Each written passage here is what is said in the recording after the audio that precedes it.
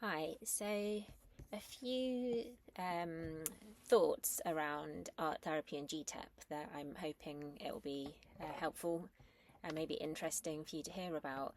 Um, First off, art therapy. I'm talking about art psychotherapy or arts therapies, as in MA, HCPC registered protected titles, which we're familiar with in the UK, the US, Canada, Australia, many other countries, and in some art therapies not regulated. Um, so it is a protected title, so people need to be a little bit careful about calling themselves an art therapist if they don't have the training. And that's partly because the power of art to bring up material from the unconscious, and in therapy working with vulnerable people, this is something that needs training and responsibility and expertise. Whereas you have arts in health where we're not using the psychodynamic framework, so we're not creating a space for the emotions and the feelings to come through, and working with highly traumatized people, it's more directive, like let's make a mural together and enjoy this like community experience, and the experience of making art, which can be very healing and very therapeutic, but probably not to the extent that art therapy would be, and EMDR. So EMDR therapists are obviously all coming from a core modality that they're well-trained mental health professionals, experts in their field, and a lot of people use art in their therapy work, which is great. And I just want to think a little bit with you about art therapy and G-TEP. I found the G-TEP training brilliant. There's now and again a training comes along that's just, there's like, yeah, it just changes your approach and brings so much value. And I found out with art therapy, with the EMDR training, and also with the G-TEP training and the intergenerational.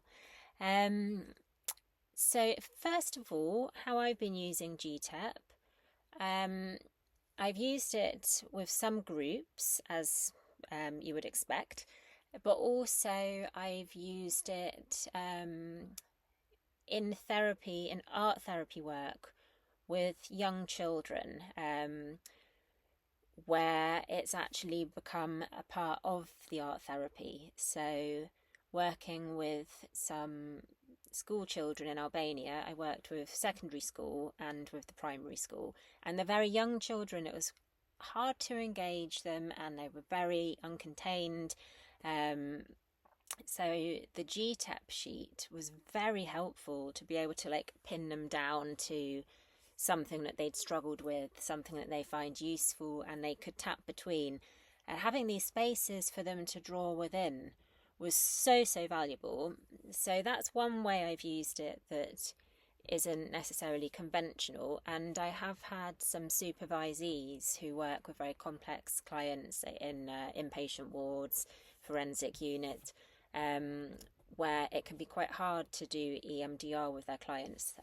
They can get quite a long way of resourcing an art therapy, using the art materials for safe place, and installing like mentors in a team and some bilateral stimulation for processing. But in terms of working with a traumatic memory and moving on from that, more difficult. So the G-TEP's actually been quite a useful thing to be able to recommend for them because of this containment and safety that it has.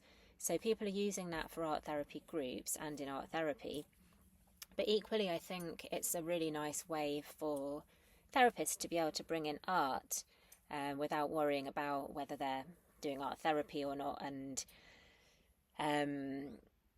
having that sort of directive, safer way to use the art materials and image making. I mean, art therapy with the image and the non-verbal obviously very seamlessly integrates with EMDR, again working a lot with images, the images that come to mind, which is something that attracted me to train in it initially.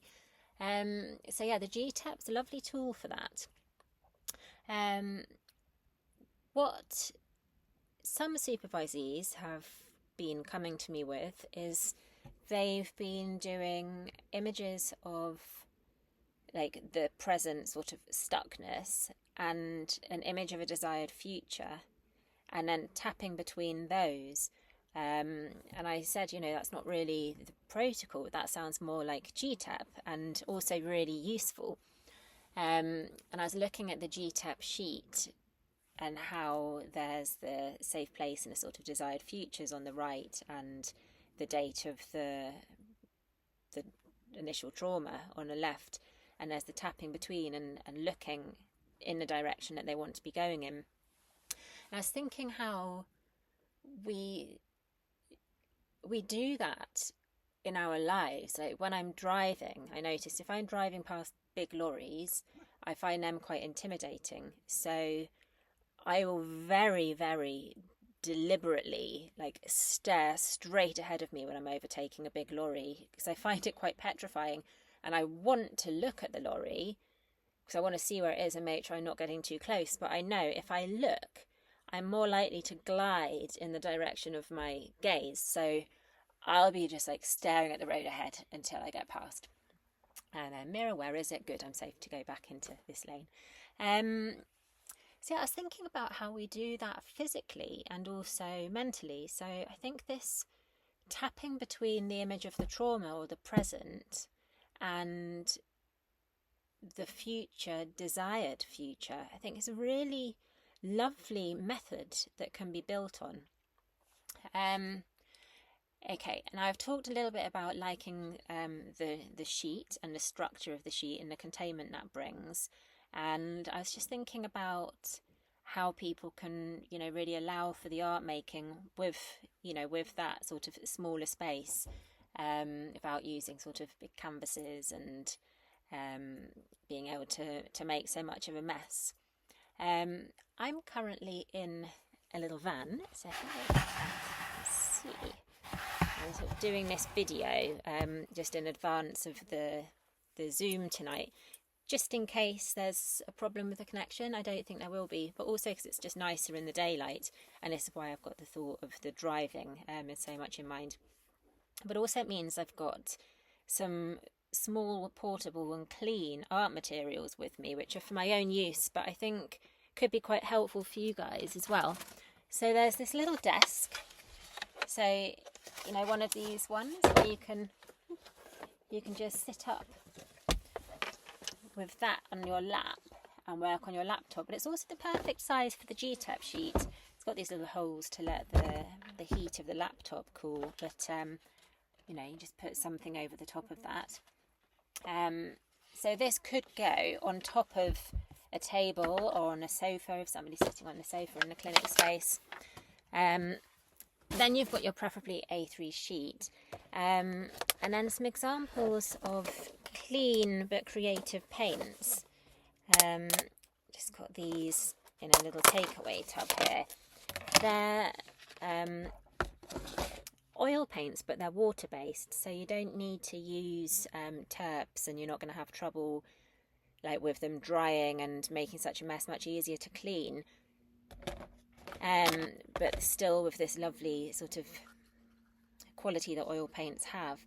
And then here is a little gift I was given of a tiny little palette to use with that. But in my therapy studio I also have little watercolour palettes because they're very neat to use. And I usually recommend chalk pastels.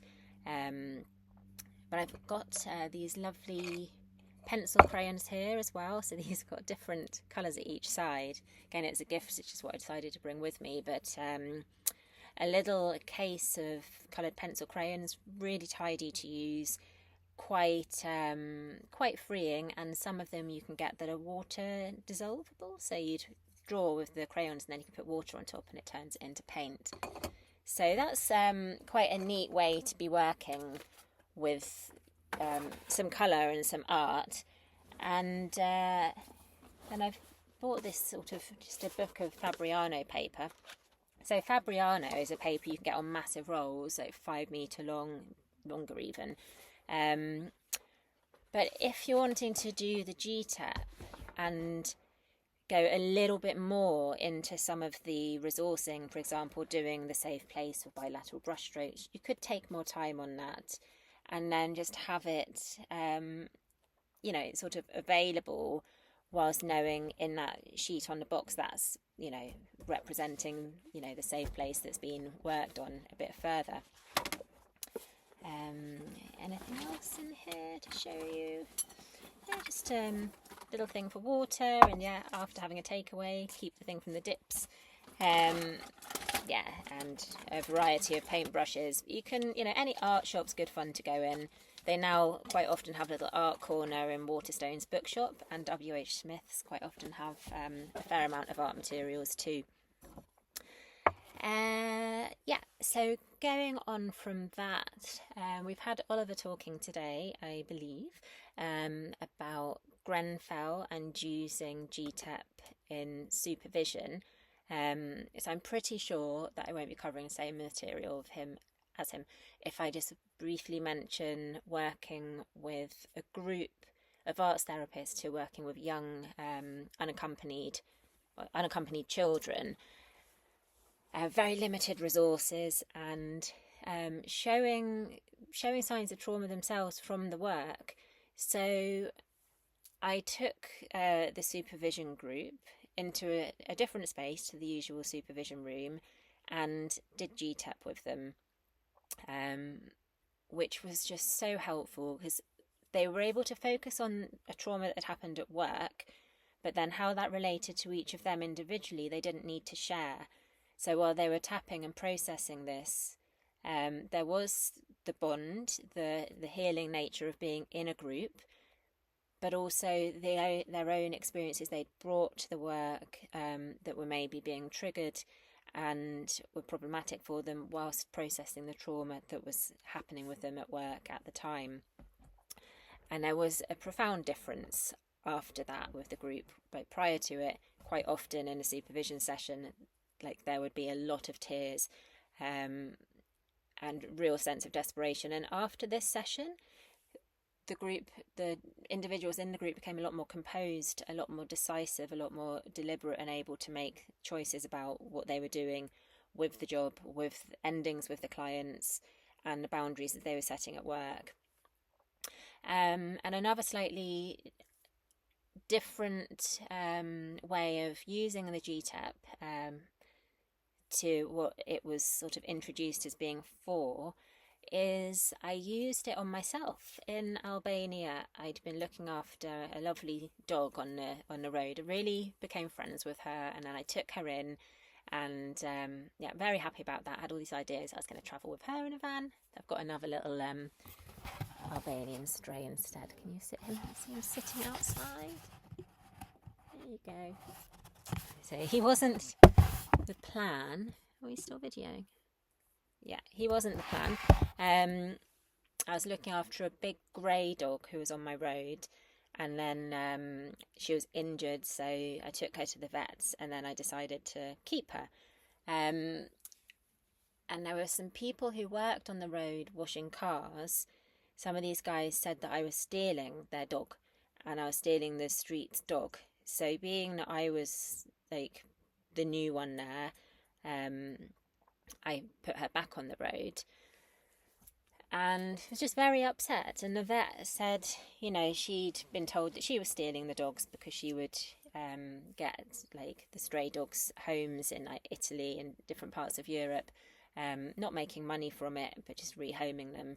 And she knows that it's not a good life for a dog on the street.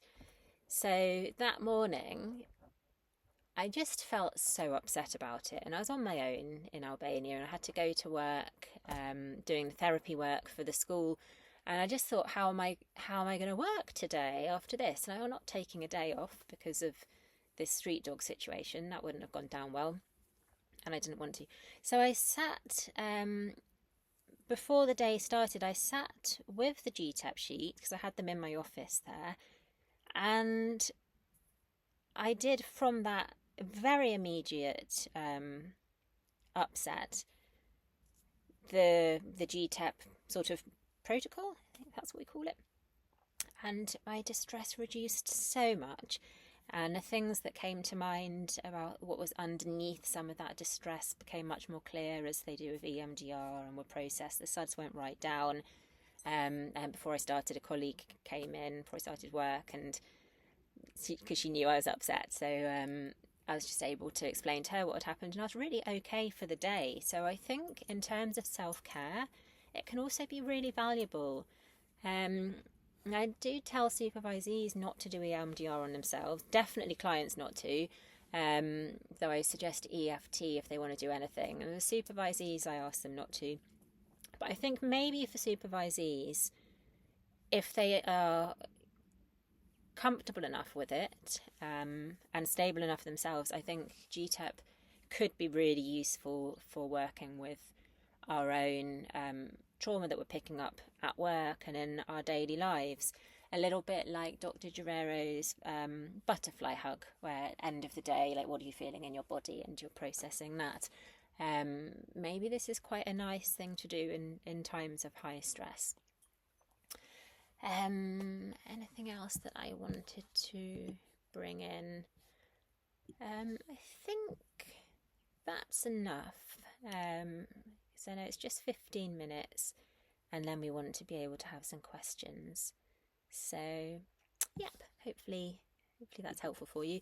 The 4 elements exercise and the calm place I found really, really useful.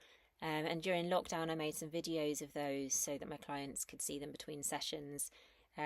Before you were used to just like stopping working, the end of a session, so clicking the Zoom button to close, rather than having that sort of leaving the room, and where you could assess a little bit more how they are. So they were nice to leave people with. And they're on like YouTube if you want to find them. I'll pop a link in. Yeah, so thank you, and hopefully it feels okay, me doing this video, but I am going to be answering questions now if all has gone well.